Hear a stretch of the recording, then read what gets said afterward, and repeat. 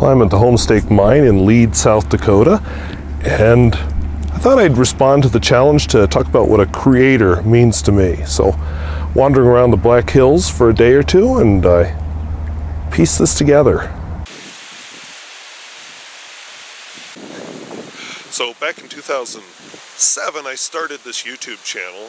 At the time, it was kind of a travelogue. I just show video of places I'd been and slap everything together and do some narration. And a lot of that's been taken down. I took it down because I didn't know better at the time, but I was using copyrighted music. So yeah, don't look for it. Some of it's still up, the stuff where I didn't use music. But I didn't ever get a lot of viewers.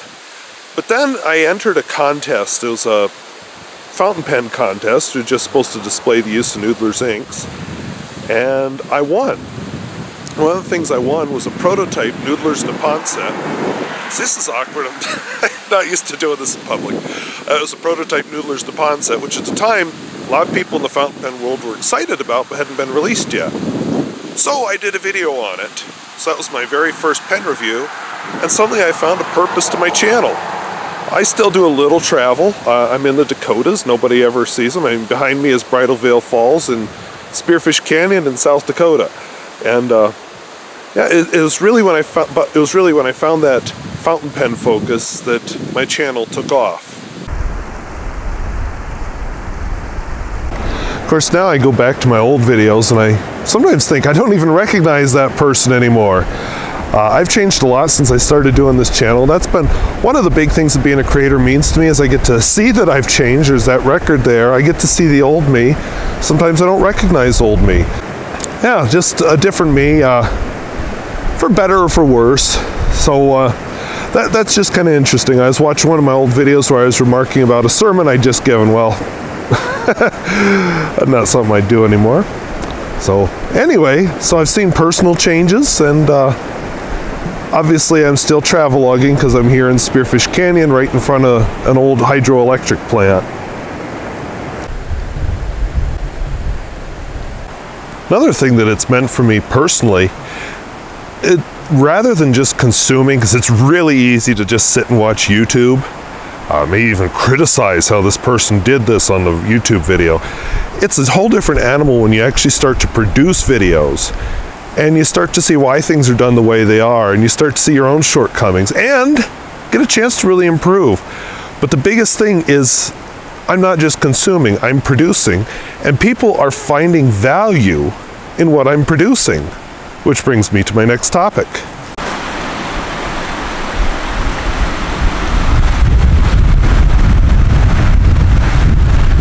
So right now is probably a good time to bring up one of the big ones. Part of what I've really liked about this YouTube thing is the people I've met. Now, I'm doing air quotes with that. Met. My other hand's holding the camera, sorry. But I have met some amazing people. I've met some not so amazing people too, but it's kind of cool. You film a video on a pen and then they can comment, oh, did you know this fact about the pen? Or maybe I've made a mistake and they can correct me. I've even been introduced to new pens. I review vintage and modern pens. The vintage world especially has been a revelation to me. And just kind of fun. So yeah, you meet some great people. Now you get the ones that just, oh, thank you, another great video, and okay, thanks, I guess. But then you get these really descriptive ones that just are very helpful. And some of these people I've met in real life, and that's been really fun. Now, of course, you get the other kind of people that aren't as much fun. You get the... Now he's probably wondering why I'm talking to my camera. You get your trolls. I haven't had to ban very many people. I don't get a lot of trolling, but it's coming.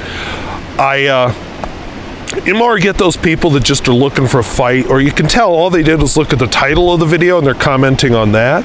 Or maybe they heard one phrase in the video, they didn't actually listen to the whole video. Some people just are looking to fight. They start off with insults, then wonder why you're not interested in discussion. And just learning to deal with people like that has been a big valuable skill for me.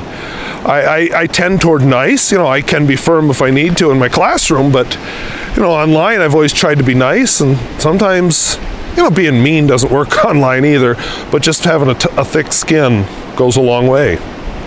But overall, it's been positive, and I've met some people I would consider friends that, you know, even in real life, they are good people.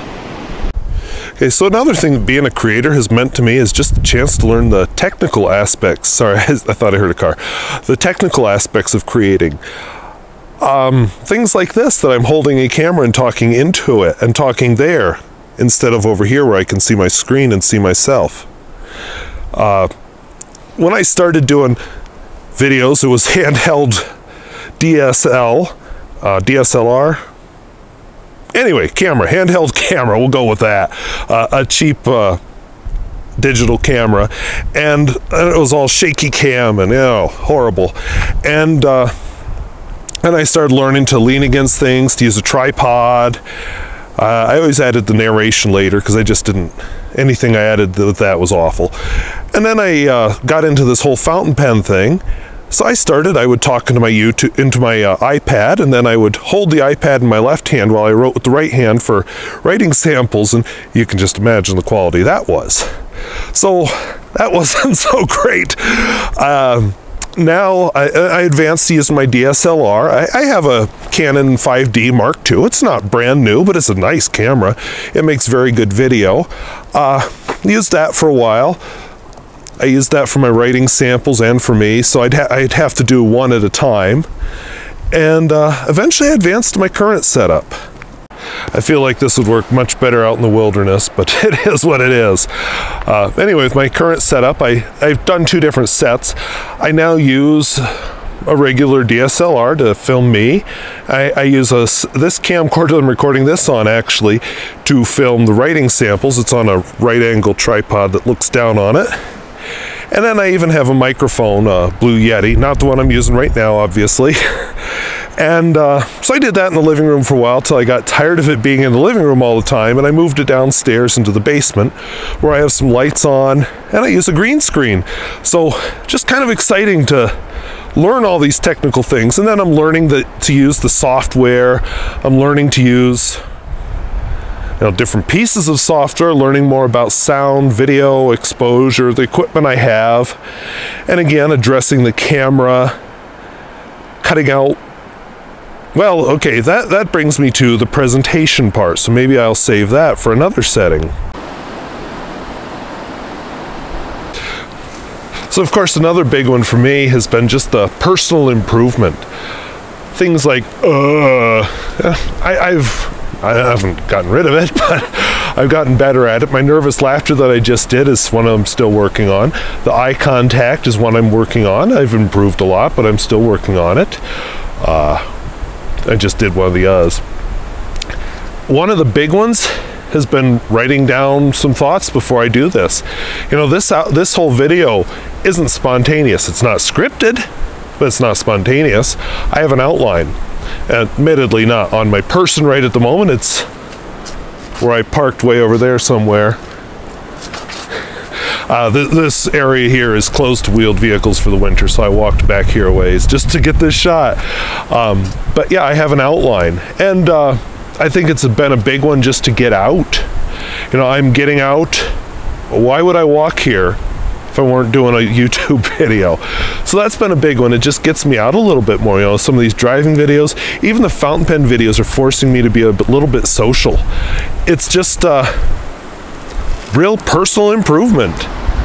I've even learned how to walk and talk at the same time.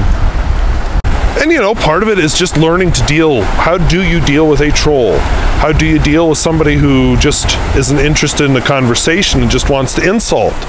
You know, how do you deal with somebody who you just can't communicate with because you think so differently on something? You know, those are all good skills that creating has given me that if I were just passively watching, I wouldn't have them. And I think a big one is not being so shy. The fact that I'm doing this in public, you know, there's nobody around me, but, you know, this is something I wouldn't have been able to do a few years ago. I am shy about doing this in front of people. I haven't quite got good at that yet. That's why most of this was not filmed in lead. I even feel uncomfortable taking pictures in public sometimes. You know, I took footage of Lead, South Dakota yesterday after I did the intro, and I didn't talk during any of it. I just took footage. So, you know, that's something I'm still working on. On a purely parenthetical note, I came back here because I was hoping to get close to that waterfall in the film, because it's a really beautiful waterfall. But I'm not wearing appropriate footwear to go back there. So I went to the end of the trail instead. So we won't talk about the convoluted route that led me here, but I'm back in Lead. I'm standing in what was a piece of apparatus used in the 1960s to investigate some of the first particle research here in Lead in the gold mine. Turned out to be kind of fortuitous because, you know, as you can imagine, they ran out of gold. Mine closed, the area went into economic decline, but now it's the home to the Stanford Particle Research Laboratory. And I think that's part of the power of a creator, is you do bring new things. It's not just personal improvement, it's the fact I'm bringing something new. Now maybe it's just fountain pens I'm bringing, and maybe I'm compiling a lot of what other people have researched, but doggone it, I'm creating something and bringing value to people. So I think that in the end is what being a creator means to me, is that I'm bringing value to someone other than myself. So thank you for watching. We'll see you later. Bye-bye.